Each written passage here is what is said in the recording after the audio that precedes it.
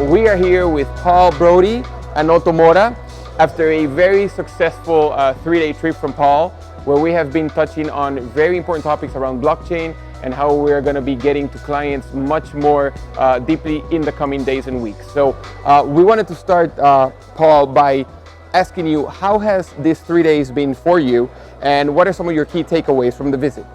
So this has been a great 3 days. We have had a packed agenda, and we've talked to a ton of clients. And I think for me, the big takeaway is, we have built a lot of technical expertise here in Costa Rica and the team that's being led by Otto. But what we haven't yet done is really build up a regional client base.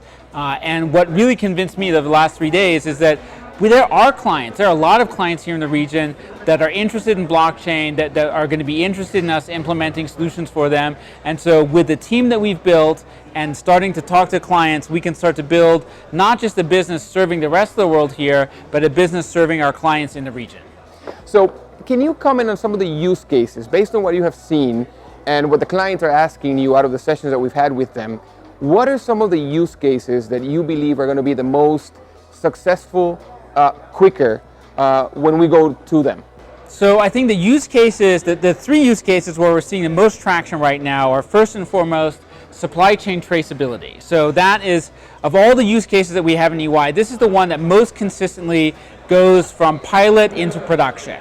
So traceability in the supply chain is really useful. Second one that's getting a lot of traction is intercompany. So using blockchain to manage intercompany relationships. And I think we could find ourselves a significant opportunity in the region with public finance manager.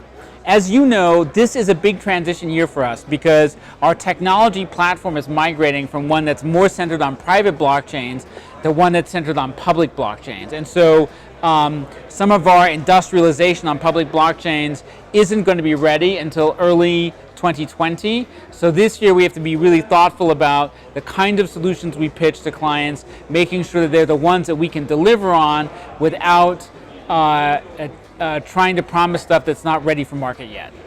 Excellent. Otto, quick question for you. As the regional leader for blockchain, what are some of your thoughts on the team's capabilities and how we are growing, not only on the technical side, but also to be able to serve clients better? So we've grown a lot since I first joined in November. Right? We had like 6 people, we're now over 20.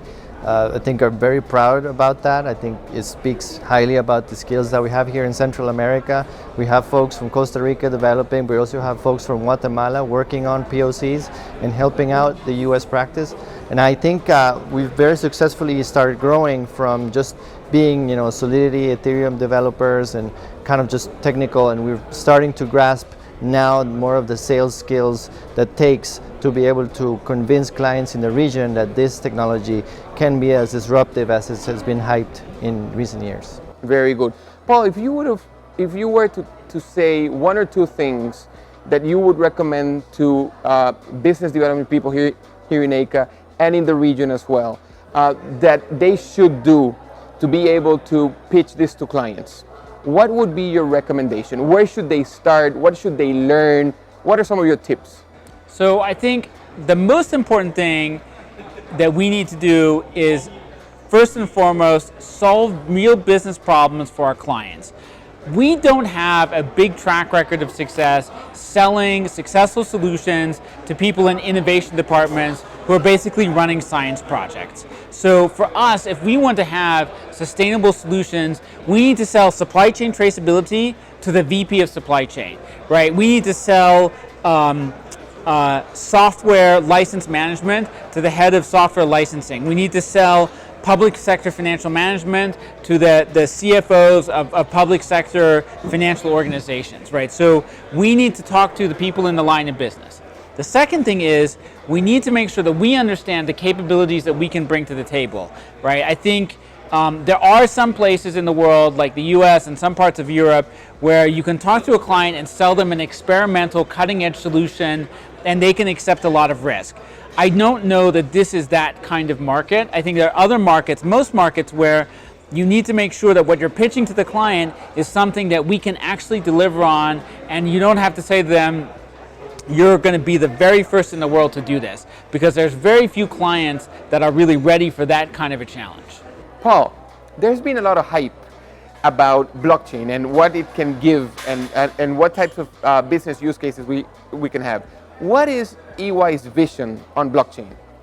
So our vision around blockchain is very simply that blockchain will do for networks of companies what ERP did for the single enterprise. And what we mean by that is within ERP, it made it possible for companies to have consistent information from one side to the other about things like sales, inventory, warehouses, resources, and also to have standardized shared business process.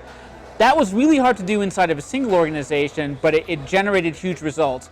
With blockchain, we can get networks of companies, many different participants, to do shared information about assets, sales, and also have common business process. And we think this will be a step change forward in terms of how much collaboration and efficiency companies can have working with each other. What are some of the real use cases that you're seeing the most traction from clients? So if the vision for blockchain is kind of ERP for networks of companies, the reality today is very specific use cases one at a time. And some of the ones that we see with the most traction are, first and foremost, product traceability. So knowing where product came from, tracking product as it moves through the supply chain, tagging products and making sure that they're not at risk of fraud or they're not contaminated is really a huge use case. We are doing vaccine traceability in China for animal vaccines. We've got 11 million bottles of wine that we are tracking around the world. We've got buffalo mozzarella, so we have lots of food, lots of traceability going on, and then we also have got clients that are doing things like luxury goods as well. So traceability is probably the top solution. Another really big one is procurement. We're preparing procurement solutions that we're going to have ready for next year. Another one that's got a lot of traction is using blockchain for intra-company, for between different subsidiaries, linking up those transactions and synchronizing them. And then finally, one that's getting a lot of traction just now is public sector accountability. So we have a new solution that we've developed called Public Finance Manager that allows governments to manage how money is allocated at the global or at a national level, and then track it down to a regional or a local level, get information on how the money is spent, and then bring that back up and be able to see very quickly how did the taxpayer money get spent. So those are some of the use cases we're seeing that are getting quite a bit of traction. Otto, as the regional blockchain leader, what are some of the capabilities that we have built in EICA to support these client opportunities? So we have a development team of over 25 skilled developers at the moment. And the solutions that Paul was just mentioning, such as intercompany and public finance management, we've actually developed in conjunction with the US practice. So we are fully ready to bring this to the region and in collaboration with our US counterparts, make this a reality and bring this to local clients and make all of that hype around blockchain tangible and real and result in actual economic value for our customer. Very good. Paul, Otto, thank you very much for your time. It has been a great 3 days. I am sure that we're going to get much more traction with clients. The organization has been hyped up, and your keynote speaker here at CAMSCAD was absolutely fantastic. I'm sure it's going to be rated one of the top 3 or even top 2, I think, or number 1? Maybe number 1 session. So thank you very much again, and thank you guys for listening.